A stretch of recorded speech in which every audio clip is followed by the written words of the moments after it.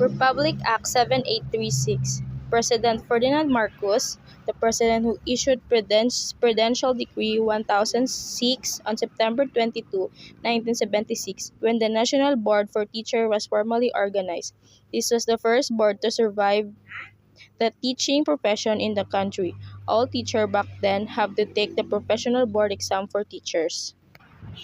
So, nung, nung 7836 daw, kailangan meron kang lisensya bago ka makapagturo kasi need talaga ng lisensya kasi paano ka makakakuha ng item kung wala kang lisensya, tsaka need mo talaga maging professional teacher bago ka makapagturo. In December 16, 1994, through the enactment of Republic Act 7836, a law entitled An Act to Strengthen the Regulation and Supervision of the Practice of Teaching in the Philippines and Prescribing a Licensure Examination for Other Purposes. So, dito naman, need mo munang mag-practice teacher bago ka makakuha ng lisensya mo at saka item mo. Kasi hindi naman pwede na mag-direct ka na lang ng board exam, wala ka pang experience ng pagtuturo. Otherwise known as the Philippine Teacher Professionalization Act of 1994, dictated the regulation and licensing of teachers was transferred to the jurisdiction of the Professional Regulation Commission, or in short, PRC. So, dito naman sa PRC, ito yung nag-guide kung paano ka mag-take ng board exam, or dito naman kung paano ka makakuha ng iyong lisensya. NRA 7836 also includes the supervision and regulation of the licensure examination for teachers.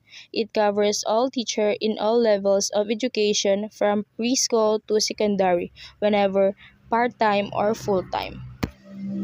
So, dito naman is includes ng 7836 na if kahit preschool or secondary pa yung tuturuan mo, either or part-time or full-time, need mo talagang makapasa ng board exam or meron ka na talagang lisensya.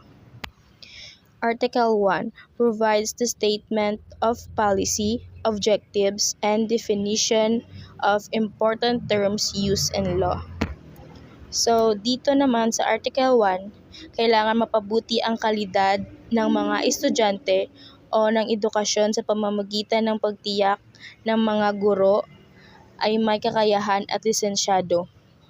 So, hindi ka lang basta-basta na magtuturo. Kailangan meron rin silang respeto sa iyo, or need mo rin ng kakayahan, at kailangan meron ka talagang lisensya. Article 2 discuss the composition and function of the board for professional teachers. It also includes necessary qualification of the members of the board. So, dito naman sa Article 2, kailangan mong isaayos at kontrolin ang pagsasagawa ng pagtuturo mo.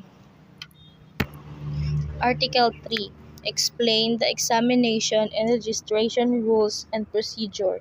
It provides information of the following areas. So, dito naman, bago ka mag-take ng board exam, need mo talagang mag-examine ng rules and procedures. So, A, scope of examination. So, dito, yung scope of examination, need mo malaman kung ano yung topic or yung exam. B, qualification requirements of applicants. So, dito, hindi ka naman makaka-exam kung wala kang mga requirements. So, need mo talagang kumuha ng requirements. So, dito, if maka-exam ka na, kailangan nilang i-report sa'yo ang result ng exam. D, issuance of certificate of registration and professional license. So, dito naman is, kung naka-exam ka na, at nakapasa ka na ng board is meron ka na dapat na-ensure mo na dapat na meron kang certificate. And E. Oath before practice. Panunumpa bago makapagturo bilang profesional na guro. F. Periodic merit examination of teacher. Regular na pagsusulit upang masukat ang kakayahan at husay ng mga guro. Failure to pass the merit examination. Mga epekto o kahinatnan kapag hindi nakapasa sa pagsusulit. H. Incentive passing for the LE. Mga gantipala o benepisyo para sa mga nakapasa sa licensure examination. I. Integration of the teaching profession. Pagkakaisa at pagsasama-sama ng propesyon ng pagtuturo. J.